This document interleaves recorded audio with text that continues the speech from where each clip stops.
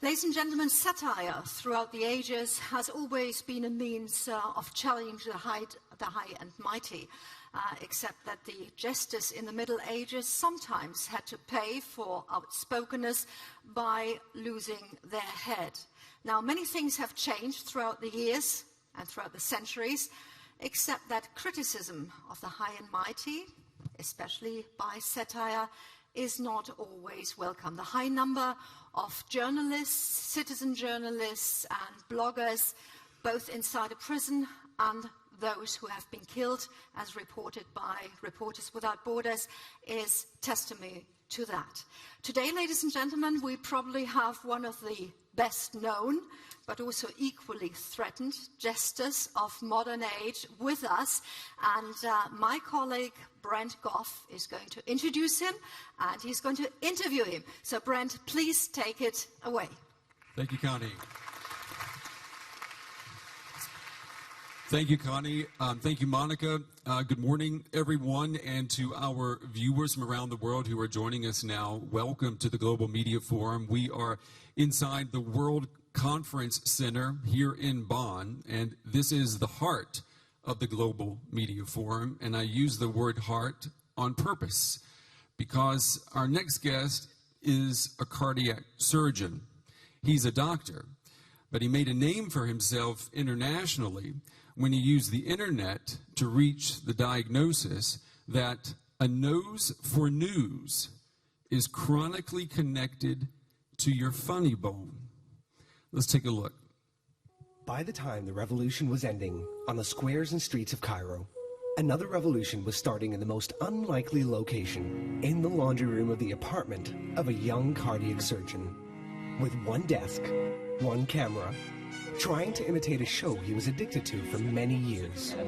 Yes, this young doctor thought that just by commenting on videos, using fast editing, sound effects, over-the-shoulder photos, and even on-location reports, that he could make a political satire show.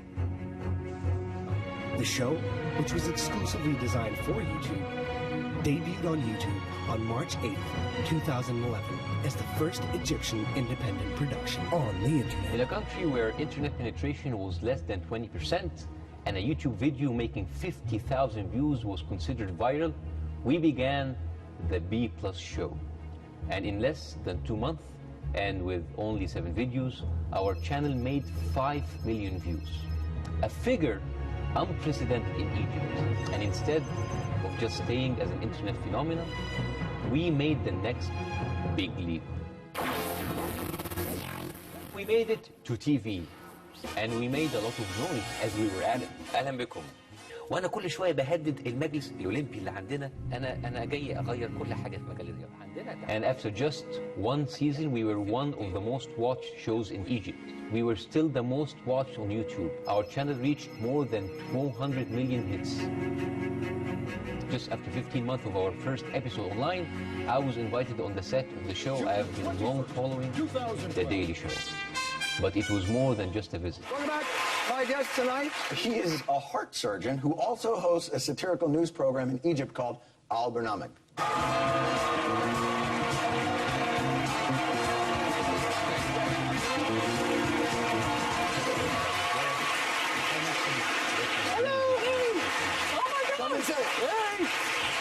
Wow, you've got live audience. Yes. So as soon as we returned to Cairo around August 2012, we decided to take it to the next level and aimed at producing Egypt's first ever live show with real live audience. We managed to find a historic piece of art in the heart of Cairo's downtown, Radio Theater, designed by the same architect in New Designed Radio City. I was in your neck of the woods just a couple of weekends ago, but I'll be back in the summer, so I'm going to come down and see you. Are you guys taping in the summer? Yes. I'll come down and see you. We eventually did it. Ladies and gentlemen, Jon Stewart! After just the second episode, we became the most watched program in the Arab world, with an estimated viewership of 30 million people per episode. And that is just in Egypt. Yes, we go on every Friday night to take a few punches at the ruling powers and the right wing in quite an unstable political environment. Every week, an estimated 30 million people tune in. Egyptians have never seen anything like this before. Bassem saved his best material for former President Mohamed Morsi. Look at what Morsi wore when he received an honorary doctorate in Pakistan. Now look at how Bassem portrayed it on the air. Bassem was accused of damaging Egypt-Pakistan relations.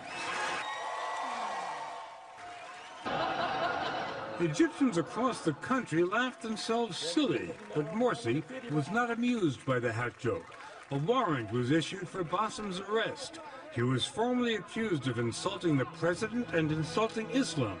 Due to his global reach through YouTube, he was able to influence perceptions worldwide. Bassem was even chosen as one of Time magazine's 100 most influential people in the world in 2013.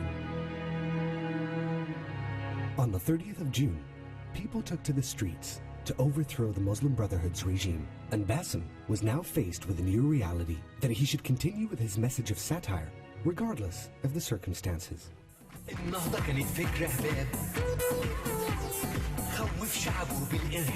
And after one episode of the program, the show was taken off the air by the broadcasting channel. Former friends became today's enemies. And so, Bassem Youssef stood up and did his show and made fun of the new regime and their funny hats.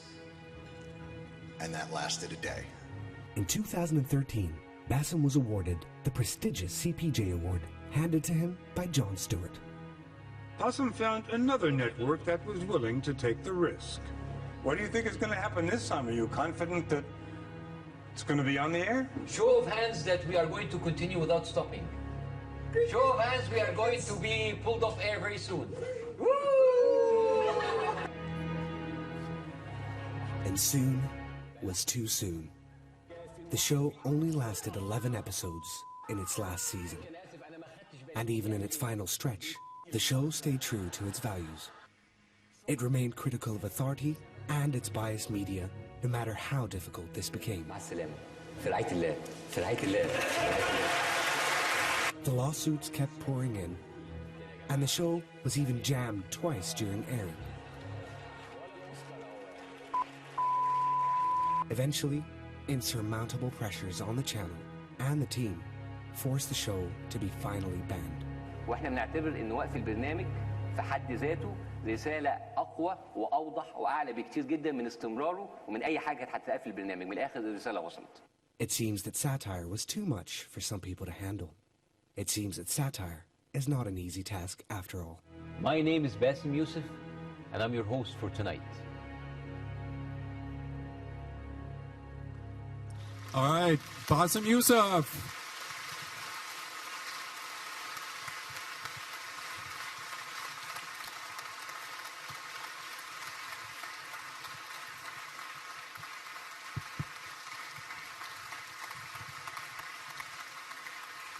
Enjoy it.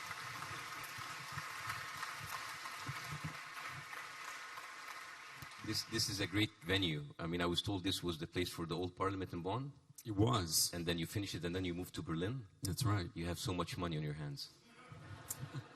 But you have not talked to our Director General then. Yeah. Hey, we gave you a live audience. Yes. It's always nice to be in a live audience. It's just like it gives you the full sensation that you're funny.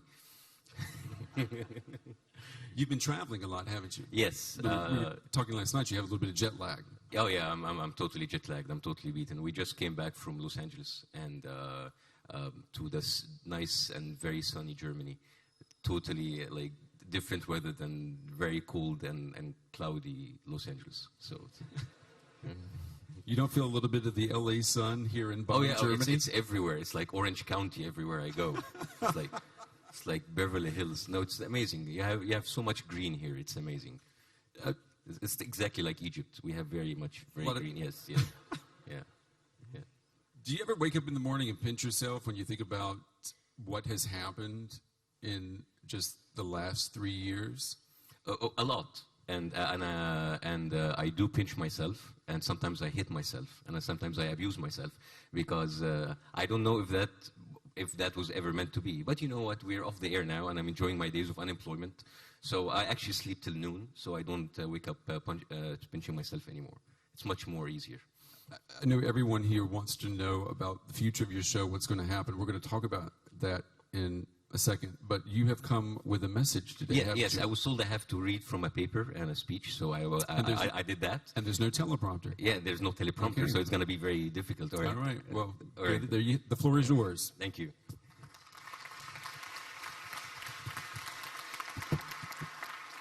Thank you very much for having me here. It was an incredible journey for me and my team.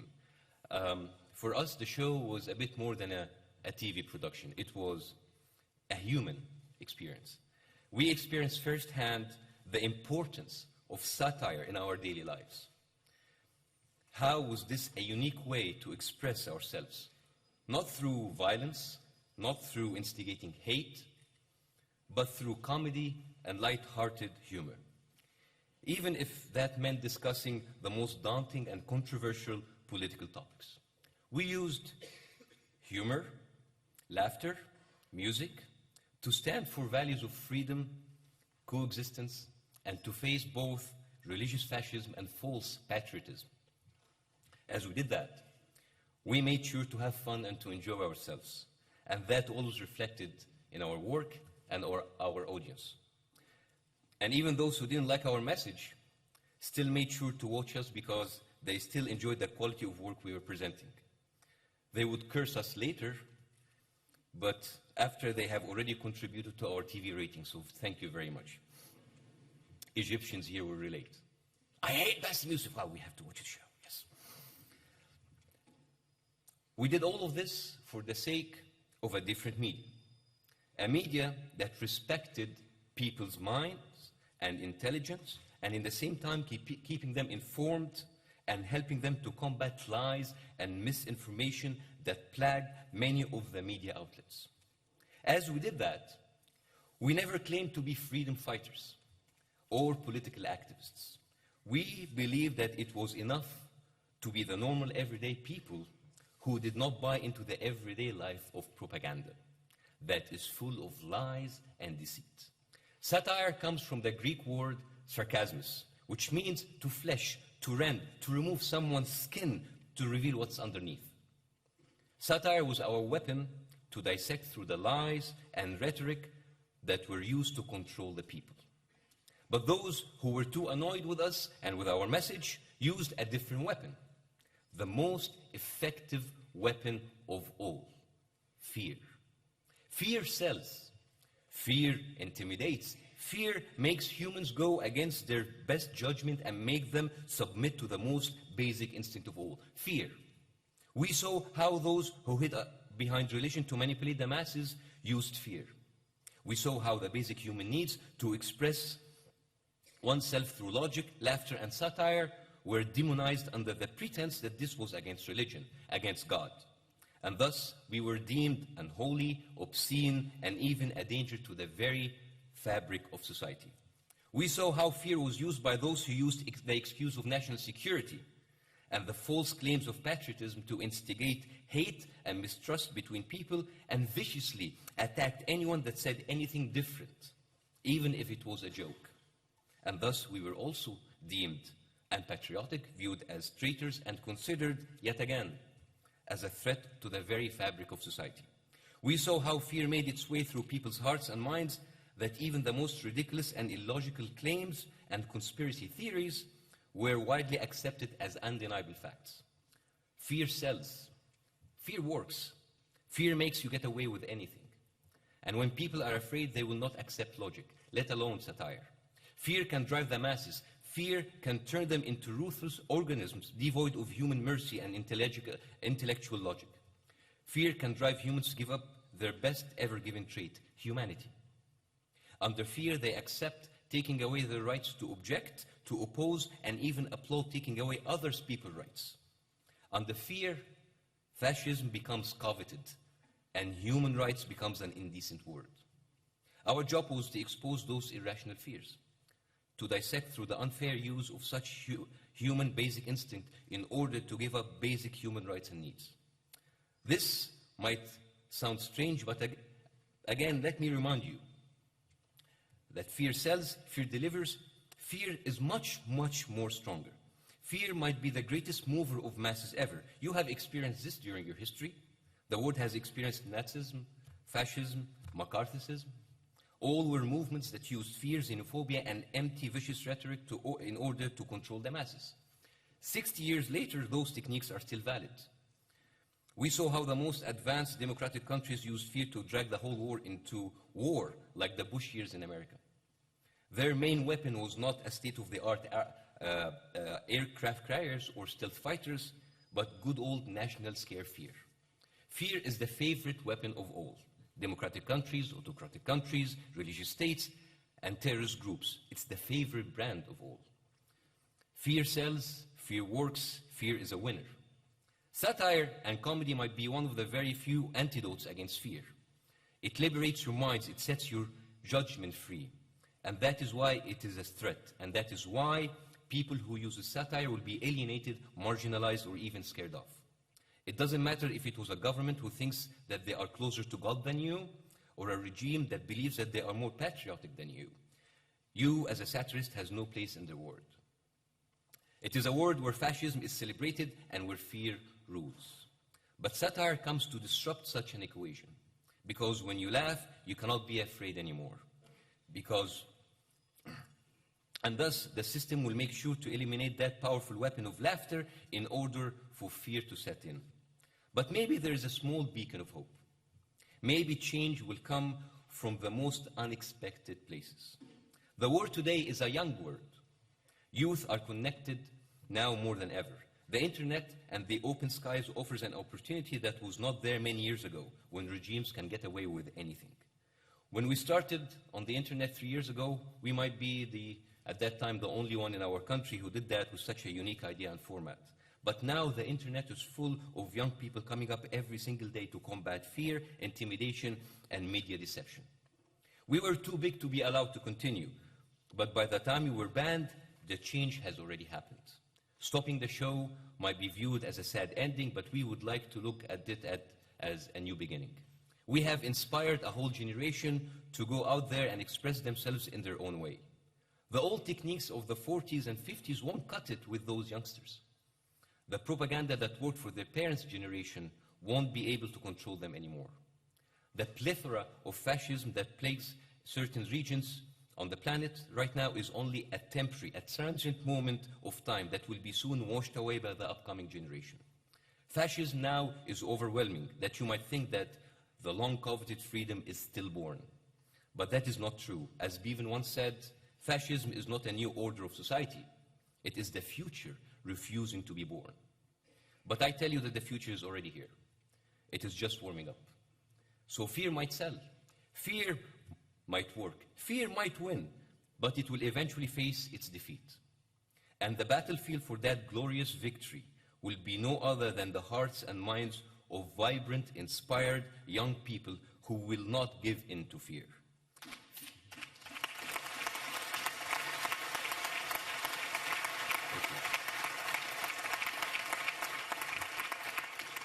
Fear can only take you so far. It is unsustainable. It cannot build nations, it only destroys. And if you think that you might win today using fear, well, think again, because you're mistaken. Because in the books of history, you will lose. And in the hearts of the young, you have already lost. Thank you very much.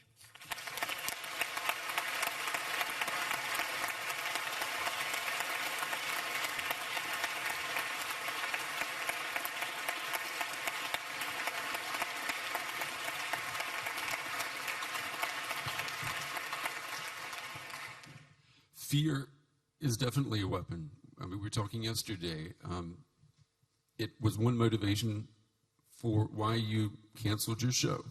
Yes, it is a great weapon and it works. And but the thing is, you can only direct fear and win with fear that much. You can intimidate a couple of people, many people basically. But it's as I said, it's unsustainable, and you cannot just win forever. It is not. It's a formula that has failed throughout history. And when you actually look at how we're living now, you think it's permanent, but it's not. It's just going to take its time and it's going to be washed away sooner or later. You know, you said the propaganda that had worked in our parents' generation would not work today. When we look at where Egypt is today and compare it to 2010, it looks like that propaganda is working very well. Yeah, temporary. It's more of a generation gap, a generation struggle, and basically because our parents still give us our pocket money. So yes, it works. So it will just take its time. And the thing is, you cannot rule the world of today with the same way you did 40s or 50s, unless you're in North Korea, which basically works for them pretty much. Hopefully we will not turn into North Korea. We are a very democratic, free election countries that actually works very well. Yes. A little bit louder there. Yes. Did you underestimate the power that your show had? Particularly, I mean, you know, you were threatened with arrest when President Morsi was in power. But, you know, you were showing the numbers, 5 million hits. Did you realize that you were a phenomenon? Well, the thing is, I'm going to actually answer this through like a totally professional way of actually someone who has a TV show. If you let yourself think of the effect that you have on people, it will actually interfere with how you actually carry out your show every week, because it can blind your judgment, it can get into your head. So we never thought about, oh, we are very influential, we're so good. You didn't think that you were a fundamental part of the Arab Spring?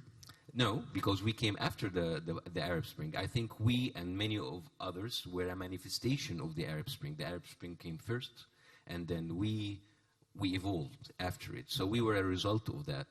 And it was a blessing for many of us who actually took a chance and get our voices out. If you look at the scene now, even the media looks very bad right now, but if you look at the scene on the internet, it's a totally different platform right now. It's as if it's like, wow, this was 20 years ago? No, it was 3 years ago. What is your responsibility, your culpability in the demise of the Arab Spring? The demise of oh my God, now I feel very guilty. No, the thing is, putting such a responsibility on a show that came once a week, because people use your argument saying like, you had a big role in overthrowing the Muslim Brotherhood government. I tell them, you know what, if that happens, that means that they were a very weak government. It doesn't mean that we are a very strong program. Because this is TV, this is comedy, and we can only go that far. And you cannot ignore so many other factors and actually put it all on a political satire show that just comes once a week. And I know that a lot of people like to use that as an excuse, but I think they're just projecting their own weaknesses. Yeah, but I mean, as soon as the latest changes, as soon as they took place, you know, actions came that led to the cancellation of your show. Doesn't that speak to the power? So maybe the failure of the Arab Spring that led to the demise of my show, not the opposite. Ah, so it's the other way around. Yes. There's been a lot written about you. I want to ask you what you think about this. Someone wrote, you, like a number of Egyptians, went beyond opposing Muslim Brotherhood abuses to supporting an anti-democratic, anti-liberal movement to exclude Islamists from public life and ultimately to replace them. No, because what happened on the 30th of June was something that was bound to happen after they challenged the whole people. I mean, the Muslim Brotherhood regime was unsustainable, and if they were allowed to continue, we would be sitting here speaking how my show was taken off air or how I faced the regime. It was just like a matter of time. But we never actually supported something that's anti-democratic or supported any fascism, or else I would have actually stopped my show after the Muslim Brotherhood and stayed home. But I came back on air. I stayed on message, and that cost me to have my show jammed twice and removed from air twice. So we were just doing our job, saying what's wrong is wrong. And we continue saying what's wrong is wrong. Do you believe what about the argument that your type of humor, your type of satire, that it may have been too much too early for Egyptian society? Well, this is the same argument when you say, well, democracy is too much too early for Egyptian society. And whenever people tells me, because I have this argument a lot in Egypt and in the Arab world, it's like, oh, we love you, but you know, it's not your time. So I tell them, so give me a date. Give me a time. When?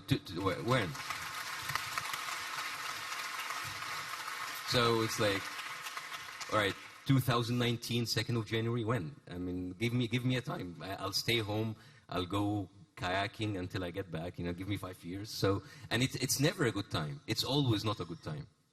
And this is actually the role of satire. It takes you out of your comfort zone.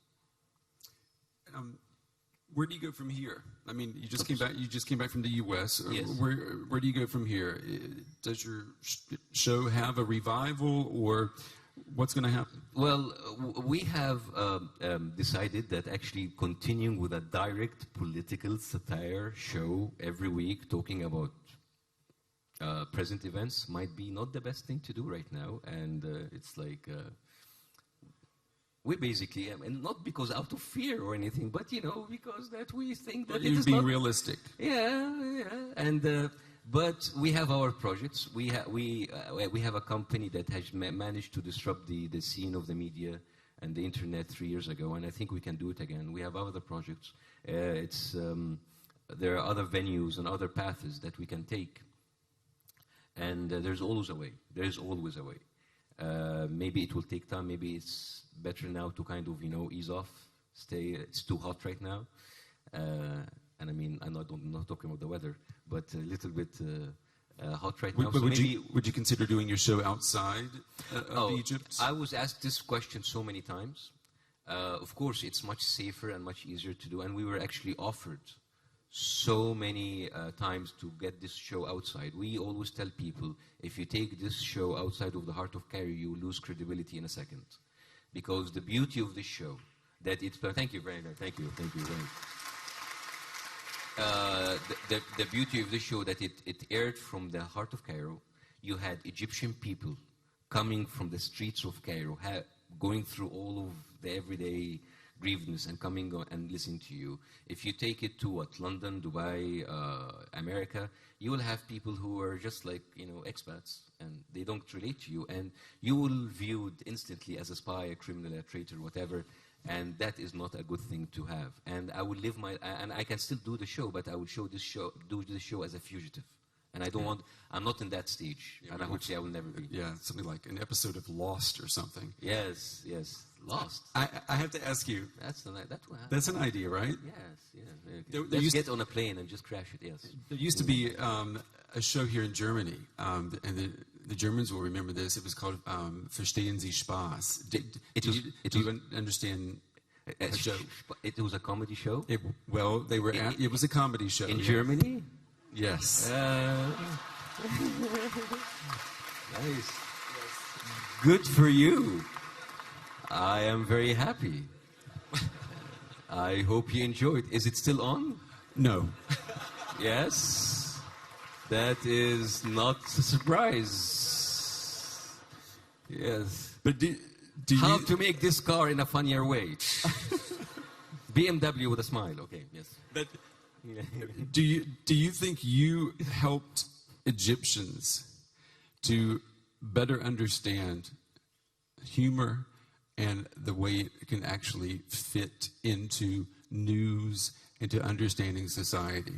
Well, first of all, the statement of us helping Egyptians to understand humor would be very arrogant of me to say, because it seems I think we're very humorous people and very funny by nature, until actually the joke is on you, so everybody is angry. So, but what we have done is actually we introduced a new format for the region, and to incorporate serious news with silly satire, sometimes deeply thought satire, was actually a new format. And people liked it. And I think now, I mean, I'll give you an example of how that changed. I mean, we're off the air now, right? So now you go into the internet and people take our own old episodes and they cut our jokes and they put it with the new videos happening today. So, you know, we ended, but the show still lives. The idea still lives, which is great. You have all of these people expressing themselves either through our show or through themselves. So we as a group of people,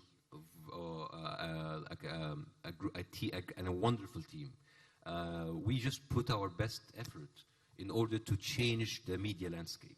Whether or not we help people to, I mean, I don't think we help people to find their humor. I think they will find it themselves and then kill it by their own means. I'm being told we have to wrap up. Yes or no? Sorry, we're taking too much time. We're taking too much time. Sorry, yes. But let me ask you, as the doctor, is laughter the best medicine for bad politics? Oh, yes, it is. And with this, ladies and gentlemen, great phrase, we end our show. Thank you very much. Yes. Thank you. Give him a round of applause.